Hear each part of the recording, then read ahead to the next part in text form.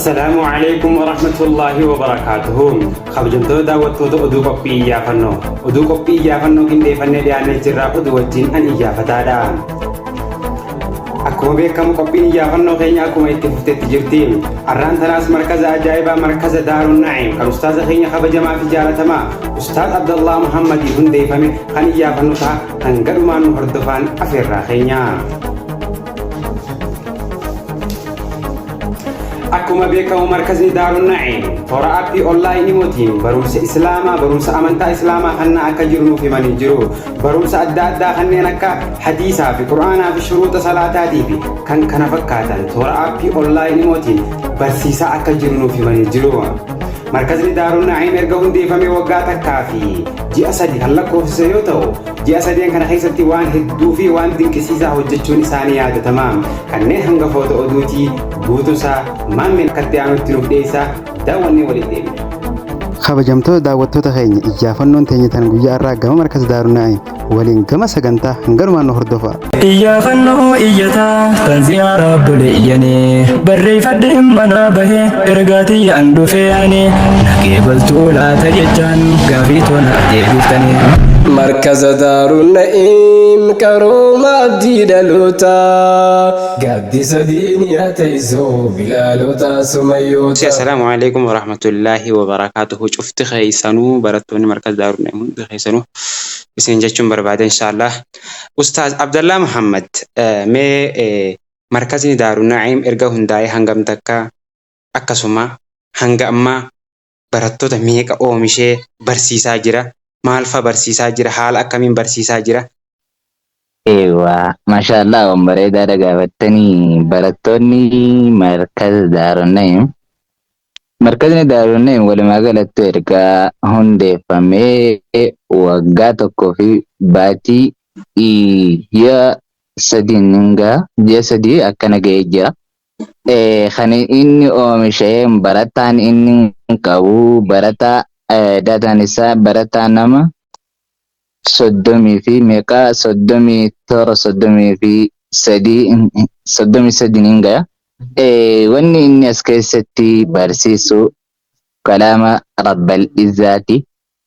Ergasii ammoo waan namni waan akkaataa shartiilee salaataa haala arkaanotawwan salaataa akkasuma siiraa rasuula alayhi salaatu wassalaam waahee makhaarij huruufa harfin kun eessarraa argama eessarraan baha isan jiru kanallee barsiisaa jira. Walumaa galatti wanni inni barsiisu waa hedduudha.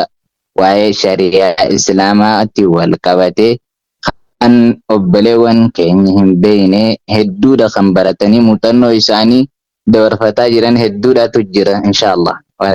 Okay, marhaban mee Ustaaz Abdallah itti aansuudhaan markazni Daarun Naa'im bifa bareedaadhaan amma barsiisaa jira. Gama fuulduraatti akkam inshaallah amma onlaayinaa gama fuulduraatti gama offlaayinaa yookaan gama gartee lafa gabbu'ee itti fufuuf karoora ni qabda immoo fuuldura karoorri isaa akkamitti karoora qabdi nu himame. Okay, waan bareedduudha gaafattan jazaakumullah khairani. Anillee irraa dubbatuun ka'ee fuula duratti inshaallah barattoonni markazni Daarun Naim dhaabbileen isaalleen sunsumni sadeen isaallee waa'ee kanarratti mari'atanii marii taasisanii jirani. Inshaallah markazni Daarun Naim jechuun waan onlaayinii bicharra lakkisnuu miti akkasuma maatii isaaniitti wajjin lafatti gabbuufnaa inshaallah abdii hin kutannuu jaanii asin dura waa'ee kanaa marii marsaa tokko osoo hin ta'in marsaa lama taasisanii du'aa illee yeroo hedduu itti godhuu isaanii yeroo hedduudha kun inshaallah abdiin teenya fuula dura akkasii taakkanaa tana qabna inshaallah. Okay, meetti aansuudhaan Ustaaz Abdallah Khayya barattoonni keessan kun dalagataaf biyya adda addaa keessa biyya ambaa keessa jiraachaa barachaa jiran. Ta'u wajjin mee warra gartee barnootatti hin jirre yookaan warra akkuma isaanii kana biyyaa bahee barnoota diin islaamirraa dagatee shabakaa isaanii bakka hin taane fixu jiruun maal jetta nasihaa dhaamsa akkam dhaamtaaf? Ewa, waan bareedaadha. Akkuma dubbannaa yeroo hunda tooressanii maaliif jennaani maali bakka hamtuudhatti waan rabbiin bakki kuni bakka rabbi subhaanahu wa ta'ala nama irraa jaalatu bakka rabbiin namatti gammadu maaliif jennaan rabbi subhaanahu wa ta'ala abbumman fedhe abbaan jaallatten bakka tana fida akkuma rasuulli alayhi salaatu wassalaam man yuridillahu bihi khayran yufaqihu ddiin abbaa fedhe diinii kana isan jaallachiifna abbaa fedhe diinii kana kenninan jaan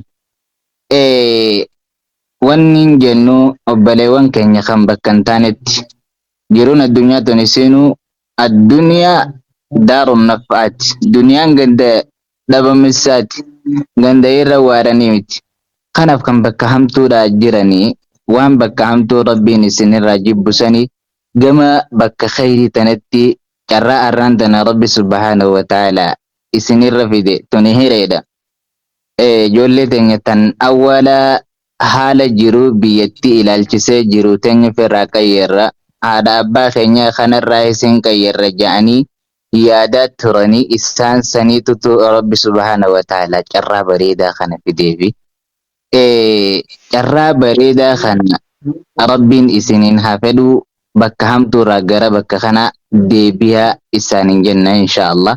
Ayyee inshaallah Ustaaz Abdallaa mee nama tokko jira agartee ustaazota imootii fi barattoota imoo qeequu barbaadu deebisaa maal qabdan? Okay, waan bareedaadha.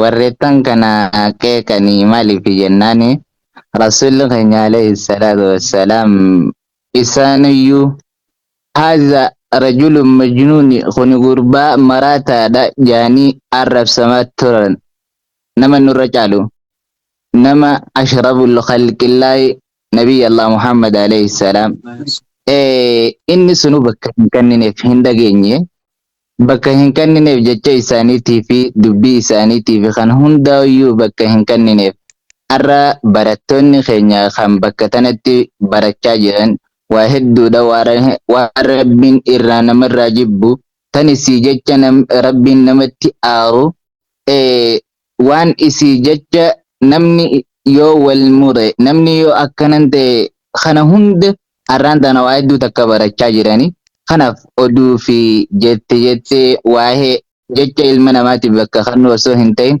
kaayyoo isaanii bu'uura kaayyoo isaanii kan jalqabaa kan bakka tana keessatti barachuu jiranii osoo booda jecha namaatiin deebi'uu hin taane akkaataa fuula duratti inshaallah itti fufanii isaaniif dhaama. Warra gartee ustaazota imootii fi barattoota imoo qeequun maal jetta inshaallah isaanoo deebisaa akkam isaanii qabda? Waan bareeddu gaafata warreettan isaan nan qeeqanis yoomiyyuu taanaan namni islaamaan tokko hin qeeqama nillee hin arrabsamaallee warreettan qeeqtan ammoo maaliif jennaani lubbuma ofiitiif jaaniif hin taa'udha malee kun isin hin baasu abbaan fedhen qooqamtees yoo wanni hin taatees sumaatu ittiin xiqqaata isaan kana qeeyte wanni fiddu hin jirtu yoo rabbii keeti walitti aaru ta'e malee khayriin inni nama qeeqee nama arrabsee nama waajee isaa dhufu takkayyuu hin jirtu kanaaf inshaallah siif gaarii hin ta'u siif khayrii hin ta'u kanan qeeyte wanni ati fiddulleen wanni ati argattu hin jirtu yoo dilii taate malee kanaaf kanarraa fagaadhu jechumaan dhaamsa godhaaf akka obboleessa kiyya tokkotti. Mee dhumarratti iyyafataa kanaa fi akkasuma hawaasa muslimaa maraaf maal dhaamtan? Waan bareedaadha. Iyyafataa keenya maasha Allah akkanatti iyyafattanii waa'ee takka ummata islaamaa kan fuula addunyaarra hin jiranii garsiistanii kan ittiin qajeelanis isan kanan laallatanii hedduu nuuf galatoomii nuuf guddadhu sagaleen ta'e addunyaarratti haa dhagahamtuu jennaani isa kana jajjabeessuudhaan du'aa isaa godhuudhaan inshaallah iyyaafata onlaayinii kana jajjabeessuun keenya maaliif yoo nuti wal hin jabeessine namni keenya jabeessu hin jiru isa xiqqaa keenya kan guddataa jiru akka inni guddatee bakka guddaa gayu osoo isaaf fuudhaa dadhabbii hin taane isaa gammannee akka inni bakka guddaa gahu arguu dafeena inshaallah nuuf guddadha gama fuula duraatti bakka guddaa nuuf gayaa isinin jenna ummanni islaamaa kan fuula addunyaa irratti argamtanilleen asumaanuu iyyafataa keenya kanaafillee du'aa'ii akka nu gootanii bakka guddaa ga'uu isaaniifillee inshaallah kan diini islaamaa kanarraa ala jettan diini islaamaa irratti jabaadhaa jechuuniif akkasuma diini kanarraa hin dagatinaa isaaniin jechuu isaaniidhaama inshaallah. Okay, itti aansuudhaan Amiira markaza Daarun Na'iim dubbisuu barbaanna inshaallah mee. Ani baani dira. Warahmatullahi wabarakatuh. Waalaikum salam warahmatullahi wabarakatuh. Ana dhufu baga nagaan dhuftan baga gara markaza Daarun Na'iim nagaan dhuftan iyyaafata akkasuma ustaazii keenya wajjin. Baga nagaan na eedan isin jechuun barbaada baga nagaan na eedanii galata. Mee Amiira markaza Daarun Na'iim kan ta'e lammaffaa abbaa gadaa. Mee yeroo ammaan tana haala kamiin barumsarra jirtan markaza Daarun Na'iim kana keessatti bifa kamiin barumsarra jirtan inshaallah gabaabinaani osoo nu himtanii inshaallah.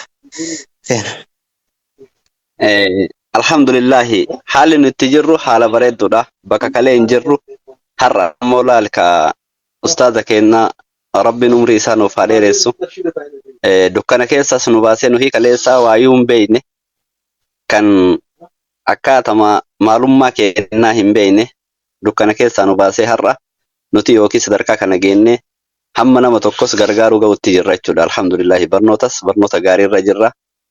Waa'ee aqiidaa sirraa baratu jirra. Akkaatama kenna yoo akkaataa maalummaa diin kennaatu ustaaza keenya irraa barree jechuudha. Alhamdulillah akka gaafa markaza kana dhufee ustaaza kanarratti eegale akka kennaatii fi akka barattoota keenya hundaatittu jijjiirama guddaa finne. Maalummaa amantaa kenna, namummaa kenna, akhlaaqas baranne, naamusa baranne, barnoota diinnis baranne. Maalummaa kenna yoo asirratti barree jechuudha. Nama ta'ee uffatee deemuu osoo hin taane maalummaa ofiitu diin kana keessatti barachuudha jechuudha. Allahu akbar maashaallah tabaarakallah. Namoota hedduu jira kan gartee inshaallah haaluma keessa bifuma keessan kanaan biyyaa bahee dalagaaf biyyaa bahee gaada adda addaa irratti yeroo isaa qaalii dahabaa hin argamne tan dabarsaa jiruu jira. Nama saniin maal jettameeti dhaamsaa kam qabdaaf nasihaa akkam isaaf dhaamta? Ani nasiyaan ani dhaamuu fi akkasuma obboleewwan tiyya kan shamarroota yookiin sumayyoota ta'ee kan bilaalotas ta'e yeroo nuti dabarsaa turre haalli nuti dabarsaa turre waan baay'ee tokko namatti hin tolleedha jechuudha. Yeroo ammaa kana nama jiru barnoota onlaayinii kana jechuun alhamdulillah waan guddaadha. Biyya jiraannee lafarratti hin barannu kan jiru biyya namaati riskii barbaadata ammoo jiruu barbaadata biyyaa baane hundi kennaa dhufne haa barannu. Bakkeen kalee jiru bakkeen dhaabannu iddoo nu dhaabannu ammoo iddoo gaarii miti. Iddoon gaariin markazuma diin rabbii barachuudha.